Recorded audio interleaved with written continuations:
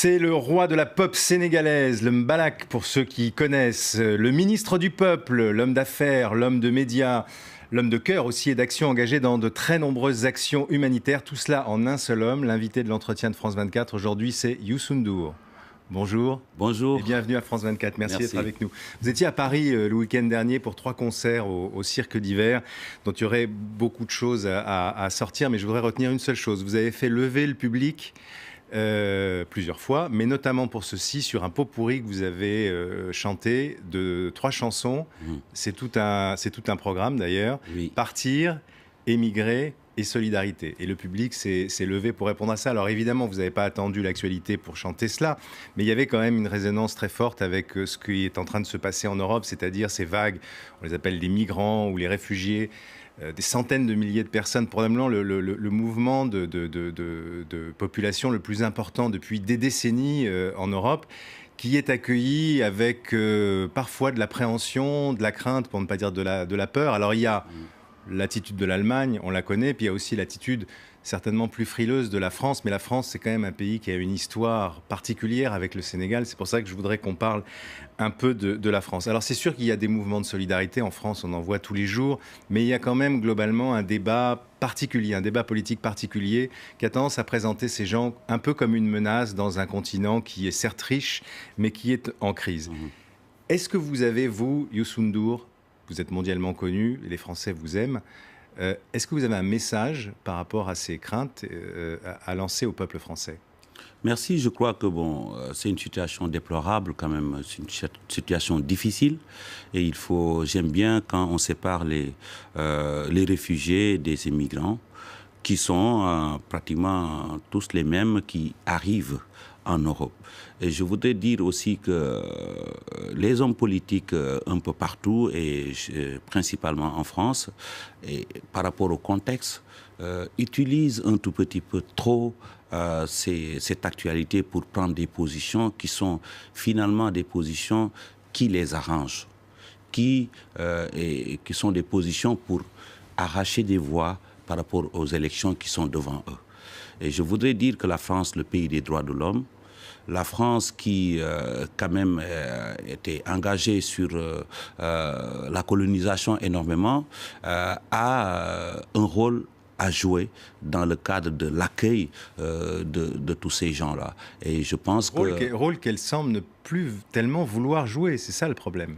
Oui, mais c'est ça le problème, c'est le contexte, je le dis, c'est le contexte politique un tout petit peu qui font que les gens qu'on entend depuis les médias ont des discours un tout petit peu qui résonnent comme que c'est tout le peuple français. Moi, je suis sûr que il y a quand même beaucoup de solidarité, il y a beaucoup de gens qui sont aujourd'hui préoccupés par cette situation, et c'est une situation inédite.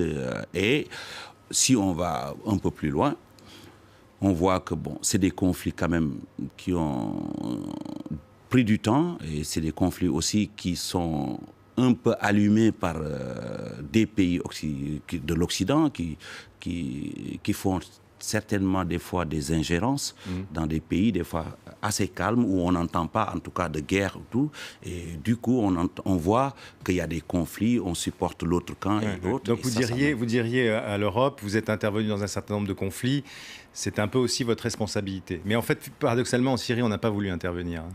Oui, mais aujourd'hui on parle que de la Syrie, mais la vague concerne tout le monde. Et aujourd'hui, si on part dans le cadre de l'implantation de la France, par exemple, en Afrique, les sociétés françaises qui font beaucoup de bénéfices, n'oublions pas que l'Afrique, c'est la croissance, l'Afrique, c'est maintenant. Et ces sociétés-là ont une responsabilité sociale à jouer. C'est-à-dire, non seulement dans les pays où ces sociétés sont installées, on doit faire beaucoup plus de social pour retenir les gens, pour donner de l'emploi. Alors, justement, dans votre spectacle aussi, parce que vous n'avez pas du tout une vision minérabiliste de l'Afrique, vous parlez du taux de croissance à 2 chiffres en Afrique. Mais comment expliquer justement qu'il y ait autant de gens, laissons les Syriens de côté pour l'instant, parce qu'il ne faut pas oublier qu'il y a eu les Érythréens et qu'il y a eu aussi tout ce mouvement de migrants économiques venant du Sahel qui veulent venir en Europe pour avoir des conditions meilleures. Comment se fait-il qu'il y ait autant de gens, d'abord en Afrique, encore aujourd'hui, malgré ça, malgré ce taux de croissance, qui veuillent encore venir en Europe ?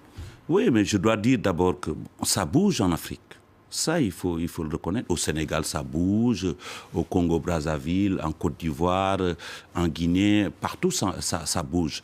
Mais bon, ce qu'il faut vraiment appeler aujourd'hui, c'est que l'Occident qui est installés aussi chez nous et qui travaillent chez nous doivent prendre un peu plus de responsabilité sociale, c'est-à-dire d'aider plus aussi avec les États, avec la coopération, sur place, essayer de créer des emplois, de donner des opportunités. Ça, c'est un rôle qui est un tout petit peu mal joué. Ce qu'on voit, c'est que, pour revenir un moment sur les migrants, c'est qu'au fond, il y en a très peu qui veulent venir en France. Ça, on le constate tous les jours. Ils veulent aller en Allemagne, en Angleterre, éventuellement en Suède. Et en même temps aussi en Afrique, ce qu'on dit depuis des années, c'est que les Français sont de moins en moins présents, même dans des pays comme le Sénégal, n'est-ce pas ? Oui, bon, vous savez, le monde s'est globalisé. Bon, avant, tout passait par ici pour arriver dans les pays concernés, en tout cas francophones. Et récemment, bon, la Chine est là, l'Asie d'une certaine manière, et d'autres pays. Et on a quand même beaucoup plus de sources pour la coopération.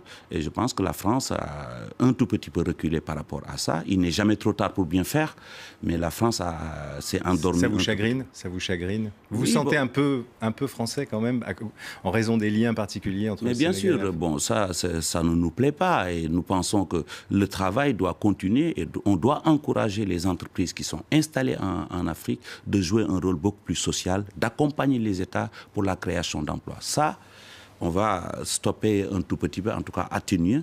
Sinon, bon, on est là-bas, on est regardé à partir d'ici et on pense que c'est l'Eldorado et l'homme, la personne, voilà, aime bien voyager et dans la précarité. Ils se disent, moi je vais bouger, je vais aller là, ailleurs pour essayer de gagner ma vie, nourrir ma famille. Ce que ne font pas souvent assez bien les gouvernements, les ONG le font. Et justement, je voulais vous parler vous êtes l'ambassadeur de la Chaîne de l'Espoir, qui est une organisation, une ONG, comme on dit, médicale, qui va construire une unité pédiatrique pour soigner sur place, alors qu'elle le faisait depuis des années en Europe, des enfants qui souffrent de pathologies lourdes, cardiaques souvent.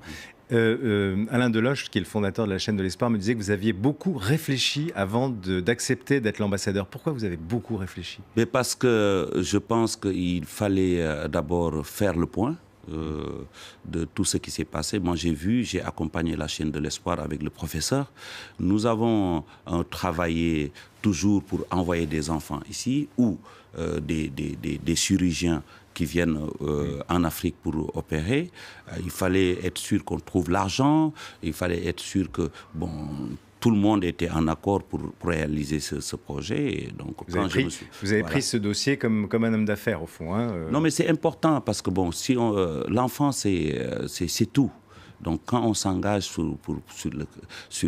l'avenir des enfants, pour les aider, on parle de 25 000, rien qu'au Sénégal, 25 000 enfants concernés. Ne sont pas tous qu'on doit les opérer, mais bon, sont concernés par des problèmes de cœur. Il faut qu'il y ait des résultats.